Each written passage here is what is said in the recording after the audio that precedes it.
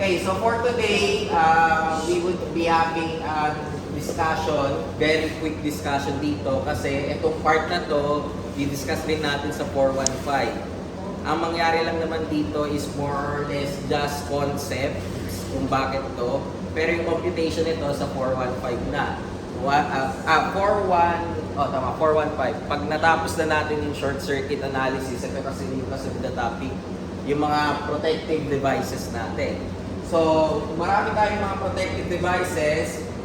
We have sa generator, motor, and even sa transmission line. So, ano ba ang ginagawa natin in terms of protection? When we talk about protection, it is your system that you try to make sure na ma-prevent natin yung fault na pumunta pa sa other parts. Take note of the English term, prevent the fault from going to other parts of the power system. Kasi pag sinabi mong prevention, it means na hindi na mangyayari. Pero sa totoo lang, any type of fault is nangyayari at hindi mo siya ma-avoid. Hindi mo pwede sabihin sa kidlat na huwag tamaan yung substation mo. Hindi mo pwede sabihin sa hangin na huwag ibaksak yung transmission tower. So yung mga ganyung cases, hindi mo ma-avoid yun, mangyayari yun.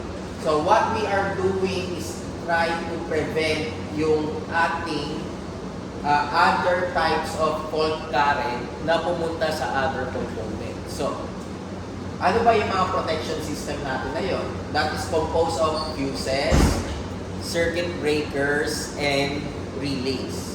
So, circuit breakers, relays, and fuses, yun yung ginagamit natin. Now, karaniwan, pag wala kang relay at ang pinag-usapan mo lang ay circuit breaker at saka fuses, ang problema dito, they are just manually needed para i-close mo yung system. For example, kagaya nito, yung ating circuit breaker dito. So, para mapa-under itong aircon na to, kailangan naka-on yan. Naka-on, nakataas. Pag nakababa yan, kahit anong pindot ko sa aircon, hindi under yan. That is, kung pinag-usapan natin ganito lang, residential, industrial, commercial. Pero sa power system, specifically distribution system, hindi mo pwedeng gawin yon. So isipin mo na lang pag nagkaroon ng fault, for example, sa main Menjola, so nawala ng kuryente yung buong street ng Menjola, sabihin natin, hindi pwedeng palaging pupunta din yung Meralco tapos bubuksan nila yung breaker para umandar ulit. So hindi pwedeng gano'n. Kaya tayo nagkakaroon ng tinatawag nating relays. Now, itong relays are type of devices, usually microprocessor or electronic devices that tries to detect and tries to turn on or off yung mga protection devices natin such as fuses, breaker, switches natin, isolators, and so on. Now, madalas, pag 33 kV and above, ang ginagamit natin ay circuit breaker and automatic. Kasi kung hindi automatic yan, isipin mo na lang, sabihin natin nagtatabaho ni si Arias, tapos biglang nag-trip yung breaker. So, si DJ, kailangan umakyat ng poste na 33 kV para i-on yun. So, mahirap yun. E, paano kung biglang makuryente si DJ, diba? So, mahirap yun. So, karaniwan, pag 33 kV and above, yung ating mga system ay may breaker at saka merong automatic protective system or gear. Yun yung mga relays natin. Now, usually, pag low voltage ka, karaniwan, that would be less than 33 kV, gumagamit na lang tayo ng fuses. So, yung mga makikita nyo dyan sa Meralco lines natin, mga fuses yan madalas. Bihira ka makakita dyan ng breaker. So, paano mo masasabi na okay yung pag-relay or yung pag-automatic on and off ng system mo? Meron kang sinusunod ng mga requirements. That is selectivity, speed, sensitivity, reliability, simplicity, and economy. So, what do you mean by each of those? Pag sinabi natin selectivity, it means the ability of your protection system na ma-select properly kung sino yung dapat mag-on or sino yung dapat mag-off. Hindi pwede na sabay-sabay yan mag-on or hindi pwede yan sabay-sabay mag-off. So, yun yung ibig sabihin ng selectivity. Para, for example, may nag-on or may nagkaroon ka ng fault sa certain part, hindi mag-on yung ibang part. So, drawing, bigyan na lang natin ng diagram. So, for instance, ito yung aking Meralco system or yung distribution utility natin. Then, we have multiple distribution transformer. Then, papunta doon sa mga houses natin. So, lagyan pa natin dito for example, isa pa.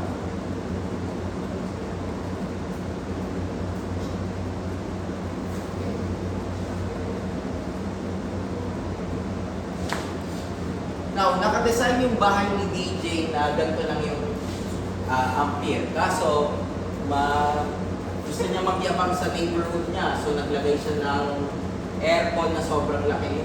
Pang-wall yung nilagay niya sa bahay. So, nilagay niya sa bahay ngayon. So, nagkaroon ka ng short circuit. Actually, nagkaroon siya short circuit dahil sobra yung taas ng current. Kumbaga, overloading ang nangyari sa kanya. So, when we talk about selectivity, ano dapat ang mag-trade? Ito dapat. Ito dapat ang mag-open. Para hindi na umakyat yung current ko pataas. Hindi mo pwedeng gawin na ito yung i-open. Mali yan. Kasi madadama yung dalawa. So magagalit yung dalawa dito. Kasi siya yung may kasalanan kaya nag-open yun. Lalo na, hindi mo pwedeng sabihin natin kung may breaker ka dito sa taas, hindi mo pwedeng i-open to.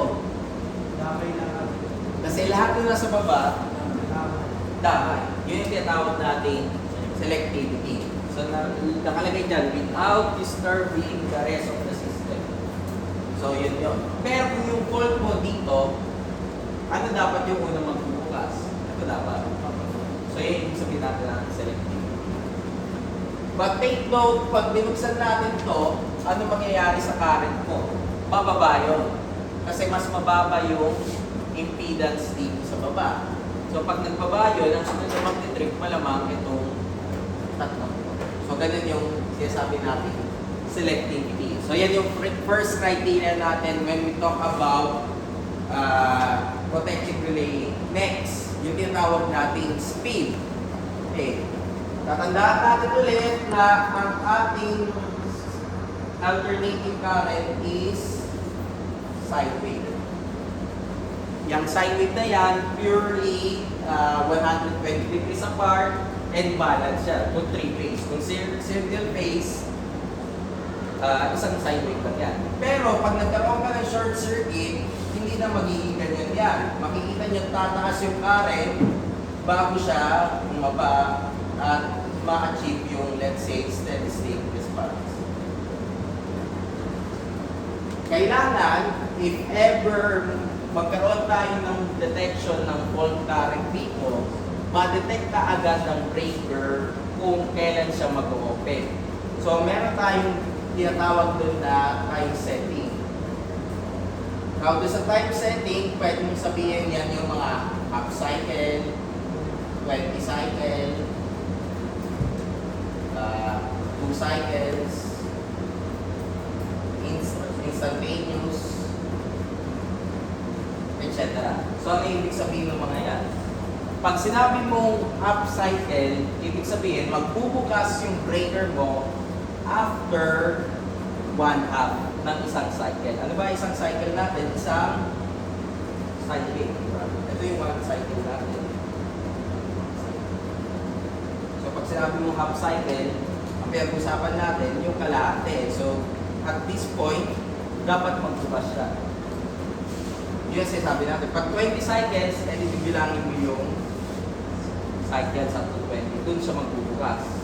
And 2 cycles and instantaneous. Instantaneous, yung unang kagad na detection ng fault, open siya kagad. So, habol natin is speed. Kailangan yung mga breaker mo na mas malapit sa mga load na sensitive is mas mabilis ang responses. Kaya kung makikita nyo, ito ang gamit natin dito, circuit breaker. Pero pag tinignan mo sa poste ng Meralco, ang ginagamit na is fuse. Kasi ang fuse is mas matagal ang kanyang pagbukas or pagkawala ng mismong winding mo doon or yung mismong line mo. Yung breaker, syempre, mabilis ang response yun, depende sa set. So, yun yung kasunod natin, speed. Para hindi na magkaroon ng additional fault. Kasi kung ma-prevent, sabi nga natin, kung dito pa lang nagkaroon ka na ng fault dahil kay DJ, so kailangan off na to. Hindi na dapat dumiretso dito, paakyat. So yun yung kailangan natin dyan when we talk about speed. Okay, next criteria natin is sensitivity. So this is the ability para mag-operate siya sa low value of the actuating quantity. So ano ibig sabihin natin doon? There are cases na kailangan ma-detect ng breaker if yung current na dumadaloy sa kanya is motor starting current, fault current ba siya, or normal current. Hindi pwede na, let's say, nagdagdag ka lang ng motor, nag-starting current ka, bigla na lang mag-trip. So, madalas, nung hindi pa masyadong, let's say, nade-design ng maayos yung mga protective devices natin, mapapansin niyo yan sa condo. Karaniwan, pag biglang may nagsaksak ng motor na hindi dapat ilagay doon, biglang yung buong floor nawalan ng kuryente. So, ina-avoid natin yun. Kaya kailangan remain sensitivity ka. So, ngayon, pag electrical system design ka, isa na sa mga additional na criteria or additional na nilalagay mo doon is yung protective device coordination. Kailangan mo masigurado na hindi magbubukas yung breaker dahil lang sa motor or etc. Pero madalas nangyayari yun pag pinag-uusapan mo na is mga commercial establishment, industrial establishment, or yung mga high power and a lot of motors ng mga buildings. So yun sinasabi natin, sensitivity.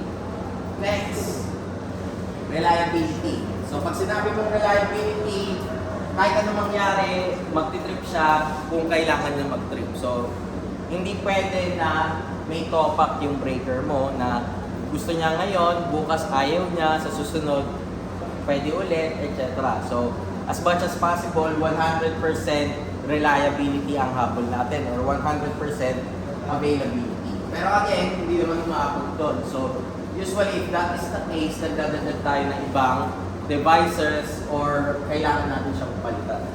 Okay, next. Simplicity. Ayaw mong pahirapan yung pagde-design mo. So, for instance, ganitong kasimple na lang yung gagawin mo.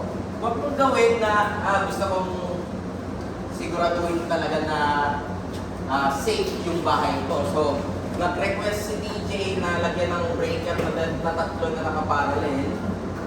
Tapos, nilagyan pa ni DJ dito na isa pang breaker. Kahit sino pa checkan mo yan, sasabihin sa'yo na hindi pwede yan. Masyadong magastos yan, unang-una. Pangalawa, paano kung ito yung nag-trip na hindi dapat siya mag-trip. So, as much as possible, we make yung system natin as simple as possible. Kaya ang combination mo lang madalas sa breaker is naka-series lang, hindi ka nagpa-parallel. Kasi may effect pa yan pag nag-parallel ka pa. So, yun yung kasunod natin, simplicity. Kasi nakalagay, the simpler the system, the greater the reliability. Okay. For those na may elective ng power system reliability, dinidiscuss yan doon. Yun yung rason kung bakit mas pinipili natin na simple or radial type yung system. And the next one is economy. Now, yung economy is usually 5% of the total cost. So, for example, yung project mo is worth 20 million. Yung buong electrical design is 20 million. So, kailangan ng protection system mo is 5% ng 20 million. So that is around 1 million. So kailangan ang cost mo lang sa paglagay ng mga circuit breakers, fuses, and relay hindi lalagpas na 1 million. That is by practice lang, yung 5 million. Or pwede mas mababa, pero bihira yan na mas mataas. Or let's say, sa 20 million, 10 million yung target sa protection, hindi naman pwedeng ganun yun. So as much as possible, we make it 5% na. But this is just a common, this is just a rule of thumb, pero not necessarily a standard. So hindi to standard. Wala yung pinagkaiba, for example, na sinasabi sa inyo, pag nagko-cost estimation kayo, mag-markup kayo ng 20%. That is not a standard. That is just a usual practice lang. Kaya nga estimation tawag doon. Ganun rin pagdating dito. 5%, yung 5% natin.